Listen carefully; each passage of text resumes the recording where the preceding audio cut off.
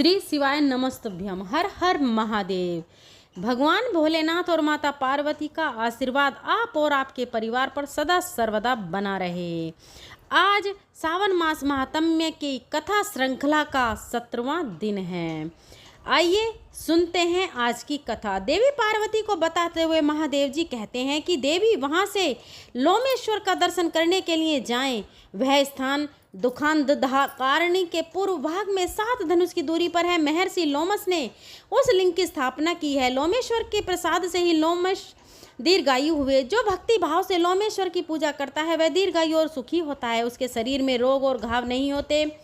लोमेश्वर के पश्चिम भाग में 5 धनुष के अंतर पर तणविंदश्वर लिंग प्रतिष्ठित है। मुनीश्वर ऋणविंदु एक मास पर कुश के अग्रभाग से एक बिंदु जल लेकर पीते और तपस्या करते थे। इस प्रकार अनेक वर्षों तक प्रभास क्षेत्र में मेरी आराधना करके वे परम सिद्धि को प्राप्त हो गए। वहां से परम उत्तम चित्रपथा नदी के समीप जाएं। वह ब्रह्मा कुंड और चित्रादित्य के बीच में होकर बहती है। जिस समय यमदूत चित्र को शरीर सहित उठाकर ले गए उस समय यह समाचार पाकर उनकी बहन नित्रा को बड़ा दुख हुआ। तब वह नित्रा नदी के रूप में परिणित होकर अपने भाई की खोज करने के लिए समुद्र में ही समा गई। ब्राह्मणों ने उसका नाम चित्रपथा रख दिया। जो मनुष्य चित्रपथा में स्नान करके चित्रादित्य का दर्शन करता है वह सूर्य देव के परम धाम में जाता है। कलयुग में चित्रपथा नदी अंतर्ध्यान हो गई है। केवल वर्षा काल में ही उसका दर्शन होता है। भोजन करके या बिना भोजन किए, रात में या दिन में, पर्व के समय या फिर बिना पर्व के, मनुष्य पवित्र हो या पवित्र, जब जहाँ जिस अवस्था में चित्रकथा नदी का दर्शन करे वही उसका पुण्य काल है। उसका दर्शन ही पुण्य पर्व है। कोई समय विशेष उसकी महत्ता का कारण नहीं होता। स्वर्गवासी पितर उस नदी का दर्शन करके हर्ष से गाने और हंसने लगते हैं कि हमारे वंश का कोई यहाँ आकर श्राद्ध करेगा और हमें एक कल्प तक के लिए तृप्त कर देगा। ऐसा जानकर सभी पापों के नाश और पितरों की तृप्ति के लिए वहाँ स्नान और श्राद्ध करना चाहिए। महादेव जी कहते हैं देवी ब्रह्म कुंड के उत्तर भाग में रूप कुंड है।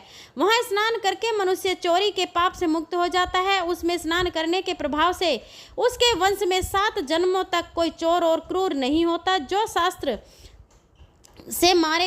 से मारे गए हों अथवा पापी रहे हों, ऐसे पूर्वजों की मुक्ति के लिए वहाँ शिवरात्रि का विशेष रूप से पिंडदान आदि कार्य करने चाहिए। वही उत्तम रत्नेश्वर लिंग है जिसकी स्थापना साक्षात भगवान विष्णु ने की है। जो रतन कुंड में स्नान करके रत्नेश्वर की पूजा करता है वह 7 जन्मों तक लक्ष्मीवान, बुद्धिमान तथा गाय बैल आदि पशुओं से संपन्न होता है। जो श्रवण नक्षत्र और द्वादशी के योग में विधिवत उपवास करके भक्ति पूर्वक उनकी पूजा करता है वह मनोवांछित फल को पाता है। देवी वह स्थान मुझे विशेष प्रिय है। मैं वहाँ सदा निवास करता हूँ और प्रलय काल में भी उसका त्याग नहीं करता। वह सुदर्शन नामक वैष्णव क्षेत्र भी कहा गया है। उसका विस्तार सब और 36 धनुष का है। इस सीमा के भीतर जो कोई भी अधम प्राणी कालवश मृत्यु को प्राप्त हो जाते हैं उन्हें भी परम पद की प्राप्ति होती है। जो लोग वहां भगवान विष्णु की प्रसन्नता के लिए सोने का गरुड़ और पीताम्बर दान करते हैं उन्हें यात्रा का उत्तम फल प्राप्त होता है। रत्नेश्वर से उत्तर में 3 धनुष दूर विंती नंदन गरुड़ के द्वारा स्थापित वंतेश्वर लिंग है। जो मनुष्य पंचमी के दिन भक्ति पूर्वक गरुड़ेश्वर की पूजा करता है उसे 7 जन्मों तक सर्प जनित विष का भय नहीं होता। वे वेंतेश्वर को पंचामृत से स्नान कराकर विधि पूर्वक उनका पूजन करता है वह स्वर्गलोक में आनंद भोगता है। महादेव जी कहते हैं हे देवी, इसके बाद सावित्री ने नैऋत्य कोण में स्थित अश्वारूढ़ राज भट्टारक रेवंतक का दर्शन करने के लिए जाएं। उनके दर्शन से मनुष्य सभी विपत्तियों से छूट जाता है। जो रविवार युक्त सप्तमी तिथि में उनकी पूजा करता है उसके वंश में कोई भी मनुष्य दरिद्र नहीं होता। इसलिए यत्न पूर्वक उन्हीं की पूजा करें। महादेव जी कहते हैं कि पार्वती मध्य देश में अश्वपति नाम से प्रसिद्ध एक धर्मात्मा राजा थे जो सब प्राणियों के हित में तत्पर, क्षमावान, सत्यवादी और जितेंद्रिय थे, किंतु उनके कोई संतान नहीं थी। एक समय राजा अश्वपति ने प्रभास क्षेत्र की यात्रा की जहाँ के तीर्थों में घूमते हुए सावित्री स्थल पर आए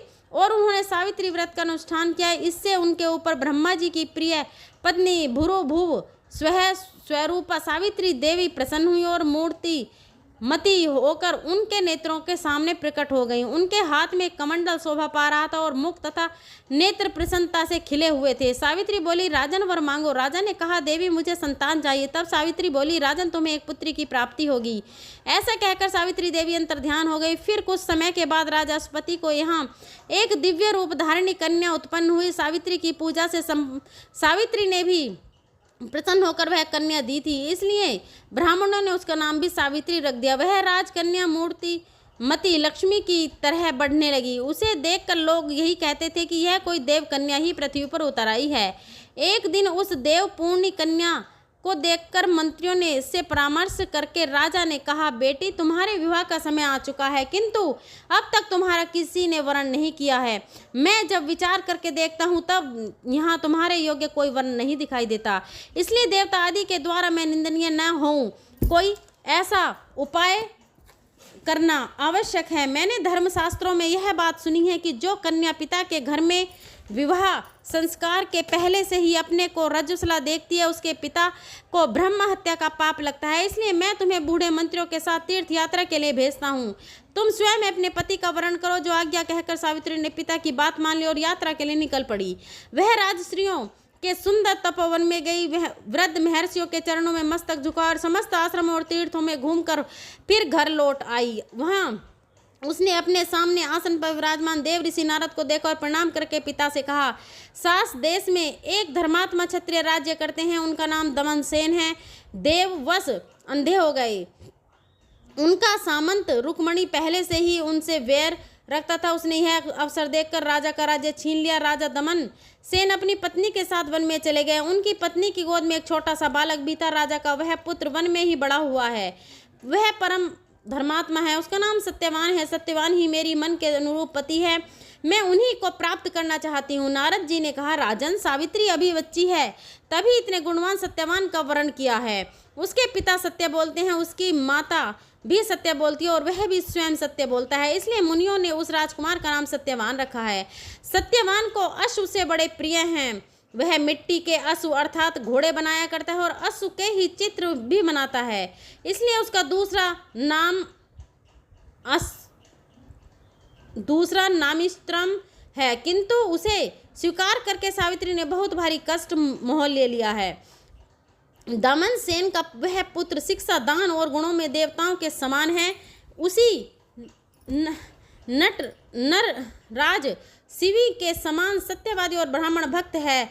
यह यति के समान उदार, चंद्रमा के समान सुंदर, अश्विनी कुमारों के समान रूपवान और अतिशय बलवान भी है। किंतु उसमें एक दोष है, आज से 1 वर्ष पूरा होने पर उसकी आयु समाप्त हो जाएगी और वह अपने शरीर त्याग देगा। नारद जी की यह बात सुनकर राजा ने अपनी पुत्री से कहा, बेटी सावित्री जाओ और किसी दूसरे श्रेष्ठ पति का वर्णन करो। यह सत्यवान तो 1 ही वर्ष में शरीर त्याग देगा। तब सावित्री बोली, पिताजी राजा लोग एक बार ही कोई बात कहते हैं, विद्वान पुरुष भी एक ही बार बोली बोलते हैं और कन्याओं का दान भी केवल 1 ही बार किया जाता है। यह तीनों बातें एक बार ही होती हैं। सत्यवान दीर्घायु हो या अल्पायु, गुणवान हो या गुणहीन, उन्हें एक बार मैंने वर्ण कर लिया है और अब वे मेरे पति हो गए, इसलिए अब दूसरे किसी का वर्ण मैं नहीं करूँगी। पहले मन में निश्चय करके ही वाणी द्वारा किसी बात को कहा जाता है, फिर उसे कार्य रूप में बदला जाता है। मैंने भी यही किया है और इस विषय में मेरा मन ही प्रमाण है। नारद जी का कहा, राजन अगर सावित्री की यही इच्छा है तो आप भी इस संबंध को स्वीकार कर लीजिए और इसे शीघ्र ही कर डालें। आपकी पुत्री के विवाह में कोई विघ्न नहीं पड़ना चाहिए। ऐसा कहकर नारद जी स्वर्ग को चले गए। फिर राजा ने उत्तम मुहूर्त में वेदों के पार ग्रामी ब्राह्मणों के द्वारा कन्या का सब वैवाहिक कार्य संपन्न कराया। सावित्री भी मनोवांछित पति को पाकर बहुत प्रसन्न हुई। इस प्रकार उस आश्रम में निवास करते हुए उन तीनों का कुछ समय बीत गया। सावित्री दिन रात चिंतित रहती थी। नारद जी ने तो बात कही थी, वह सावित्री भूलती ही नहीं थी। उसने मन ही मन हिसाब लगाकर यह जान लिया कि आज से चौथे दिन मेरे पति की मृत्यु होने वाली है। इसके बाद उसने त्रिरात्रि व्रत प्रारंभ कर दिया। उसे पूर्ण करके सावित्री ने स्नान किया और देवता पितरों का तर्पण करके उसने सास ससुर के चरणों में प्रणाम किया। इसके बाद सत्यवान हाथ में फरसा लेकर वन को चल दिए, या सावित्री भी उनके पीछे पीछे चली गई। सत्यवान ने सत्यवान ने जल्दी ही फल फूल समीधा और कुसा एकत्र करके सूखी लकड़ियों का एक बोझ भी बना लिया। इसके बाद वे बरगद की शाखा का सहारा लेकर बोले, प्रिय, मेरे सिर में बहुत तेज दर्द हो रहा है, मैं थोड़ी देर के लिए तुम्हारी गोद में सिर रखकर सोना चाहता हूँ। सावित्री बोली, महाबाहु, आइए विश्राम कीजिए, थोड़ी देर बाद हम लोग आश्रम में चलेंगे। इसके बाद सावित्री की गोद में सिर रखकर सत्यवान जैसे ही पृथ्वी पर सोए तुरंत ही सावित्री ने एक पुरुष को देखा जो काले और पीले रंग के दिखाई देते थे। मस्तक पर किरीट और अंगों में पीतांबर धारण किए वे साक्षात सूर्य की तरह शोभा पा रहे थे। सावित्री ने उन्हें प्रणाम करके मधुर वाणी में पूछा कि आप कौन हैं? दूर ही रहो, पति भक्ति के प्रभाव से मुझे कोई धर्म से गिरा नहीं सकता। प्रज्वलित अग्नि शिखर की तरह मेरा कोई स्पर्श भी नहीं कर सकता।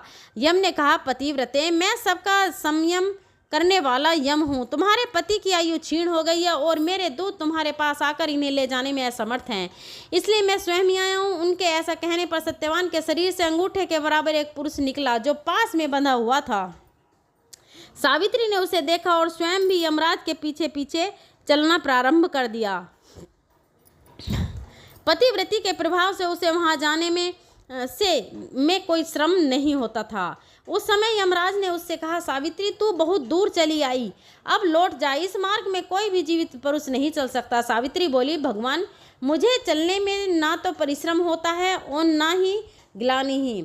एकमात्र पति को छोड़कर स्त्री के लिए दूसरा कोई अवलंब ही नहीं है। इस प्रकार और भी बहुत सी धर्मयुक्त मधुर बातें सुनकर सूर्य नंदन यम सावित्री पर बहुत प्रसन्न हुए और बोले, देवी, तुम्हारा कल्याण हो, तुम कोई वर मांगो। तब सावित्री ने विनीत होकर 5 वरदान मांगे। मेरे महात्मा ससुर को नेत्र प्राप्त हो, उनका खोया हुआ राज्य भी मिल जाए, मेरे पति जीवित हों परंतु उनके धर्म की वृद्धि हो, मेरे पुत्रहीन पिता को पुत्र की प्राप्ति हो। धर्मराज ने वरदान देकर उसे भेजा। पति को पाकर सावित्री का मन प्रसन्न हो गया। अब वह स्वस्थित होकर पति के साथ आश्रम में गई। ज्येष्ठ पूर्णिमा को उसने यह व्रत किया था जिससे उसके सौभाग्य की रक्षा हुई। देवी पार्वती ने पूछा, हे महेश्वर, सावित्री ने जिस व्रत का पालन किया वह कैसा है, कैसा है, बताने की कृपा करें। महादेव जी बोले, देवेश्वरी, पतिव्रता सावित्री ने जिस व्रत का पालन किया है उसका वर्णन करता हूँ, सुनो। ज्येष्ठ शुक्ल त्रयोदशी को दांत साफ करके स्नान करके त्रिरात्र उपवास का नियम ग्रहण करें। जो स्त्री त्रिरात्र अर्थात 3 रातों का व्रत करने में असमर्थ हो वह जितेंद्रिय होकर त्रयोदशी का व्रत, चतुर्दशी को आयोजित व्रत और पूर्णिमा को उपवास करे। प्रतिदिन तड़ाग अर्थात सरोवर, किसी बड़ी नदी या झरने में स्नान करे। यदि पांडुकूप में स्नान कर ले तो सब में स्नान करने का फल प्राप्त हो जाता है। विशेषतः पूर्णिमा को सरसों मिट्टी और जल से स्नान करना चाहिए। एक पात्र में बालू भरकर अथवा जौ, चावल आदि या तिल आदि धान्य भरकर उस पर 2 वस्त्रों में लपेटा हुआ बांस का पात्र रखें। उसमें सोने, चांदी अथवा मिट्टी की बनी हुई सावित्री देवी और ब्रह्मा जी की सर्वांग शोभित प्रतिमा स्थापित करें। फिर उन प्रतिमाओं पर 2 लाल वस्त्र चढ़ाएं और अपनी शक्ति के अनुसार उन दोनों विग्रहों की पूजा करें। चंदन, सुगंधित पुष्प, धूप, दीप, नैवेद्य, तोरई या लट, जीरा के फूलों से, कुमड़ा और ककड़ी के फलों से, नारियल, छुआरा, कैथ, अनार, जामुन, नींबू, नारंगी, केवल, कटहल, जीरक, खांड, गुड़, लवण, चरभट तथा सप्त धान्य आदि वस्तुएं बांस के पात्रों में रखकर निवेदित करें। कंठ सूत्र को सुंदर केसर और कुमकुम से रंगें। इसके बाद मंत्रोच्चारण पूर्व पूजन करें। इस मंत्र इस प्रकार है, ओंकार पूर्वे देवी पुस्तक धारिणी देवींबिके नमस्तोभ्यम वेदम्य प्रछम्य अर्थात वीणा और पुस्तक धारण करने वाली सचिदानंदम माता सावित्री देवी आपको नमस्कार है, आप मुझे सौभाग्य प्रदान करो। इस प्रकार पूजा प्रार्थना करके बहुत से स्त्री पुरुषों के साथ गाना बजाना करते वहाँ जागरण करें। श्रेष्ठ ब्राह्मणों से सावित्री की कथा कहलवाएं। ब्रह्मा जी सावित्री जी का विवाह करें। सारी सामग्री वेदज्ञ ब्राह्मण को दान करें जिसकी जीविका कठिनाई से चलती हो। ऐसे निर्धन अग्निहोत्री ब्राह्मण को सावित्री की प्रतिमा दान करें। उस रात में ब्राह्मण दंपति को निमंत्रित करके प्रातःकाल वट वृक्ष के नीचे सावित्री के सम्मुख भोजन कराएं। वहाँ एक एक ब्राह्मण को भोजन कराना चाहिए। कोटि कोटि ब्राह्मणों को भोजन कराने के सम्मान पुण्यदायक कहा गया है। ब्राह्मणों को भोजन कराते समय कड़वे तेल का बना हुआ अर्थात सरसों के तेल का बना हुआ व्यंजन ना परोसें। स्त्री को खट्टा और खारा भोजन कभी नहीं लौटाना चाहिए। 5 प्रकार के मधुर भोजन कराएं। दूध और घी में बने हुए पुए, अशोक वृत्ति का एक प्रकार का पकवान, छुआरे के साथ बनी हुई पुपी का घी और गुड़ से बना हुआ हलवा और मोदक। जो स्त्री ऐसा करती वह धन धान्य और मनुष्यों से पूर्ण होती है, उसका वंश भरा पूरा होता है, उसके कुल में कोई स्त्री विधवा नहीं होती। अथवा यदि तीर्थ में भोजन की सुविधा ना हो तो घर लौटने पर भोजन कराएं, जिससे सावित्री देवी प्रसन्न हो। इसी प्रकार अपने घर पर आकर पितरों के लिए पिंडदान पूर्वक श्राद्ध भी करें, इससे पितर संतुष्ट होते हैं, ऐसा ब्रह्मा जी का कहना है। अपने घर में श्राद्ध दान करने से तीर्थ की अपेक्षा भी 8 गुना पुण्य होता है, क्योंकि वहाँ पर नीच पुरुषों की दृष्टि नहीं पड़ती। पितरों का श्राद्ध एकांत और गुप्त होना चाहिए। नीच पुरुषों की दृष्टि से दूषित होने पर वह पितरों को नहीं प्राप्त होता, इसलिए प्रयत्नपूर्वक श्राद्ध को गुप्त रखकर ही करें, वही पितरों के लिए तृप्तिदायक होता है। जय भोलेनाथ। आज के अध्याय में बस इतना ही। अब सुनिए शिव चालीसा का पाठ और शिव जी की आरती। जय गणेश गिरिजा सुवन मंगल मूल सुजान, कहत अयोध्या दास तुम देव अभय वरदान। जय गिरिजापति दीन दयाला, सदा करत संतन प्रतिपाला। भाल चंद्रमा सोहत नीके, कानन कुंडल नाग फनीके। अंग गोर सिर गंग बहाए, मुंड माल तन छार लगाए। वस्त्र खाल बाघंबर सोहे, छवि को देखी नाग मन मोहे। मैं न मातु की हवे दुलारी, वाम अंग सोहत छवि न्यारी। कर त्रिशूल सोहत छवि भारी, करत सदा शत्रुंजयकारी। नंदी गणेश सोहे तम कैसे, सागर मध्य कमल हैं जैसे। कार्तिक श्याम और गणराऊ, या छवि को कही जाते न काऊ।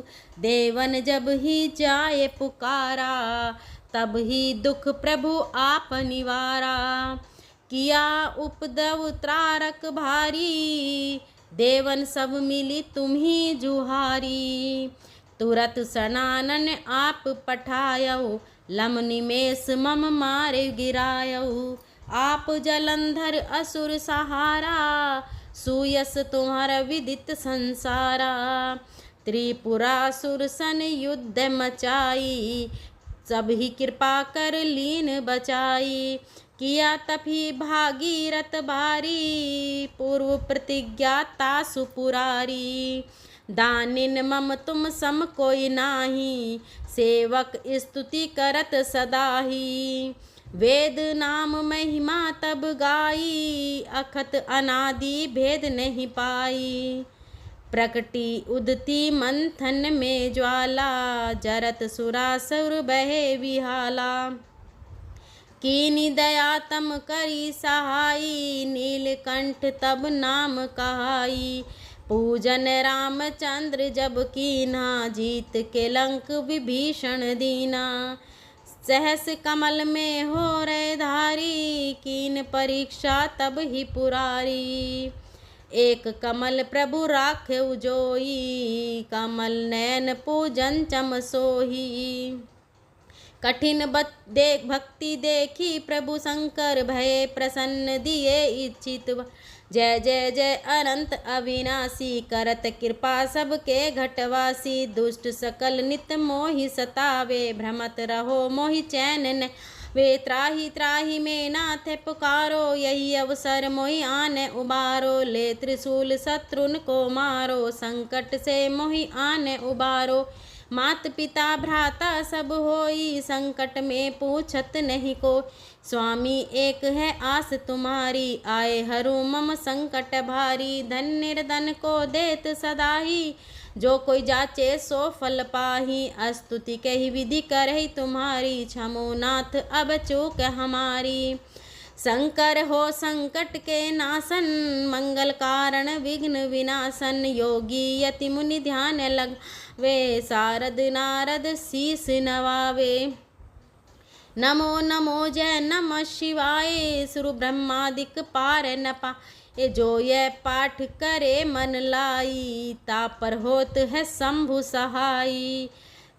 ऋषनिया जो को ही हो अधिकारी, पाठ करे सो पावन हारी।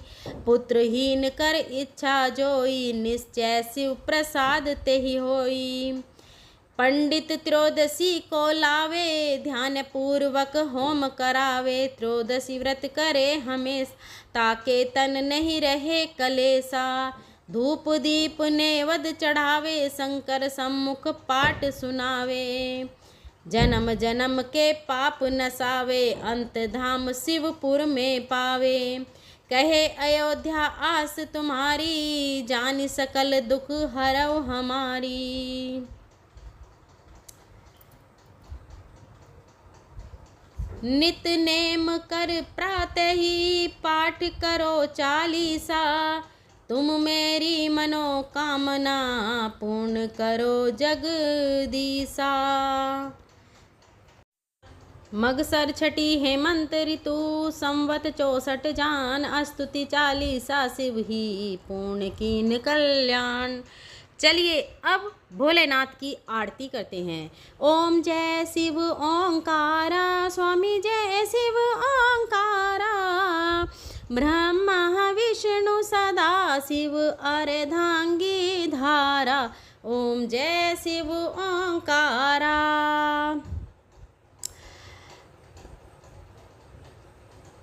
एकानन चतुरानन, पंचानन राजे। स्वामी पंचानन राजे, हंसासन गरुड़ासन, वृषवाहन साजे।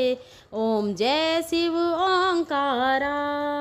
दो भुज चार चतुर्भुज, 10 भुज अति सोहे। स्वामी 10 भुज अति सोहे। त्रिगुण रूप निरखता, त्रिभुवन जन मोहे। ओम जय शिव ओंकारा। अक्षय माला वन माला, मुंड माला धारी। स्वामी मुंड माला धारी। चंदन मृग मद सोहे, चंदन मृग मद सोहे। भाले शशिधारी। ओम जय शिव ओंकारा। श्वेतांबर पीतांबर, बाघांबर अंगे। स्वामी बाघांबर अंगे। सनकादिक गरुड़ादिक, सनकादिक गरुड़ दिके भूतादिक संगे। ओम जय शिव ओंकारा। करके मध्य का मंडलु, चक्र त्रिशूल धारी। स्वामी चक्र त्रिशूल धारी। सुखकारी दुख हारी, जग पालनकारी। ओम जय शिव ओंकारा। ब्रह्मा विष्णु सदा शिव, जानत अविवेका। स्वामी जानत अविवेका। प्राणाक्षर में शोभित, ये तीनों एका। ओम जय शिव ओंकारा। त्रिगुण स्वामी जी की आरती, जो कोई नर गावे। स्वामी जो कोई गावे, प्रेम सहित गावे। कहते शिवानंद स्वामी, मन वांछित फल पावे। ओम जय शिव ओंकारा। स्वामी जय शिव ओंकारा। ब्रह्मा विष्णु सदा शिव, अर्धांगी धारा। ओम जय शिव ओंकारा। जय भोलेनाथ। भक्तजनों, अगर वीडियो आपको पसंद आई हो तो वीडियो को लाइक करके अपने दोस्तों में, अपने परिवारजनों में ज़रूर शेयर करिएगा, ताकि भोलेनाथ का आशीर्वाद उनको भी प्राप्त हो और साथ में आपको भी प्राप्त हो। और हमारे चैनल सुविचार विद रीना को ज़रूर सब्सक्राइब करिएगा। बेल आइकन को प्रेस करिएगा ताकि आने वाली सभी वीडियो की नोटिफिकेशन आपको मिल सके। अगर मेरे बोलने में कहीं भी गलती रही है तो मैं हाथ जोड़कर माफी चाहती हूँ। मिलते हैं अगली वीडियो में, तब तक के लिए धन्यवाद। जय भोलेनाथ, जय हरि विष्णु। अब है वरदान।